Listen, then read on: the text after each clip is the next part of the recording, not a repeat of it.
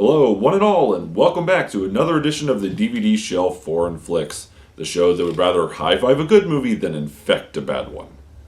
Today I'll be reviewing a South African film that puts its own spin on the alien invasion genre. That's right, it's time to review District 9. In this day and age, it really feels like we've seen it all when it comes to sci-fi films where aliens come to Earth for the first time. From The Day the Earth Stood Still to Close Encounters of the Third Kind, and even Independence Day.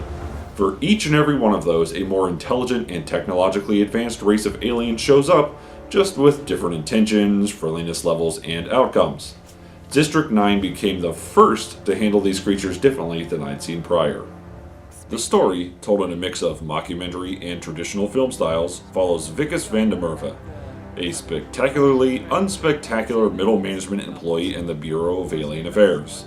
After years of the aliens, referred to as prawns, residing in shanty towns and becoming a burden on the surrounding areas of Johannesburg, the Bureau has decided to relocate them to a new area. Leading the effort to inform and relocate the aliens, Wikus is unintentionally exposed to a mysterious liquid. Soon after, he begins to evolve, changing into a prawn. With a government that wants to exploit and dissect him, in his own fear of becoming a prawn, Wikus retreats back into the shantytown, hiding amongst the aliens as he works with one named Christopher in an attempt to return his body to normal so that he can reunite with his wife. All the while, a violent military man works to track him down at all costs. This film, inspired in part by writer and director Neill Blomkamp's experiences as a child in South Africa witnessing apartheid, turns the aliens from the typical sleek, intelligent, deadly, and/or advanced beings that we're used to in these kinds of films into relatively unintelligent, dirty scavengers who are theorized by humans to have been a lower class of worker alien used by the actual aliens that created all the technology.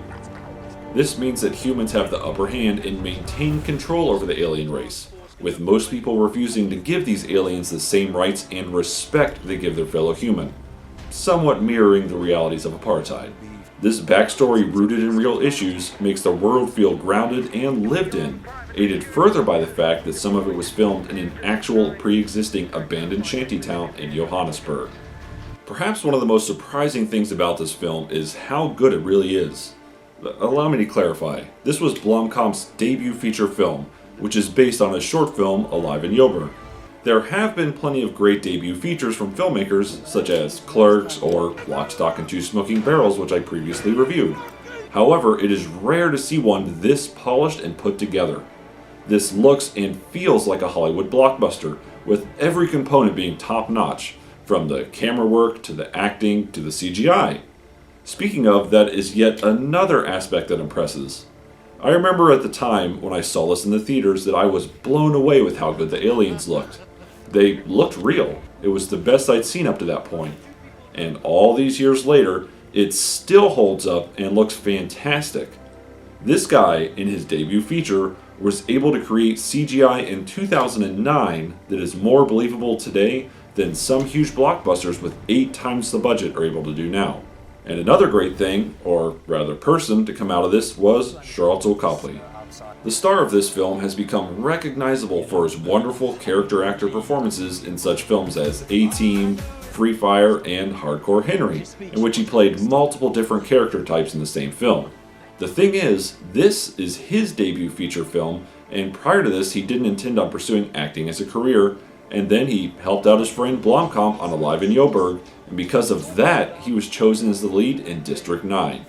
And for a guy without prior aspirations of becoming an actor, he seems like a natural, giving a great performance.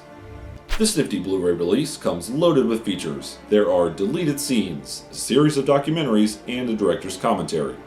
The documentaries cover a wide range of their production process, including pre-production, ad-libbing, special effects makeup, and filming, consisting of behind-the-scenes footage and a bevy of interviews from Neill Blomkamp, Sharlto Copley, and producer Peter Jackson, amongst others, and they are a great watch for fans of the film.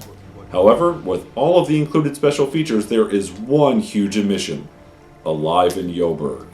That's right, for some reason, Blomkamp's short film that inspired this movie is not included, which feels like an odd choice and a big miss. Not that you can't find it online anyway, but I still think it's a strange decision to not throw it in there. In the end, this is one of the best sci-fi movies around. It has character, heart, and a unique perspective on the first contact subgenre of films. Despite being their first feature-length film, both writer and director Neill Blomkamp and star Sharlto Copley showed that they have what it takes to stand with the best in Hollywood and with a fraction of the budget. It might not be for everyone, but behind the exploding bodies and gory moments is the story of a man who loses everything, discovering what it's like to be the misfortunate he had so casually disregarded as a nuisance. Sure, it's about aliens, spaceships, and other sci-fi goodness, but beneath all of that is a real story, and so I give this a 5. This is, without a doubt, one of my favorite modern science fiction films, and I cannot recommend it enough. Now, if only we could get that long-rumored sequel, District 10. Well, that'll do it for this episode. Thanks for watching, and be sure to leave a comment, high five, random phrase, compliment, or tin of cat food below.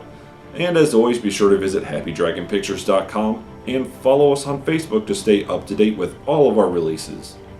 For the DVD Shelf Foreign Flix, this is Nicole Gashir reminding you that eating the arm of an alien doesn't give you superpowers.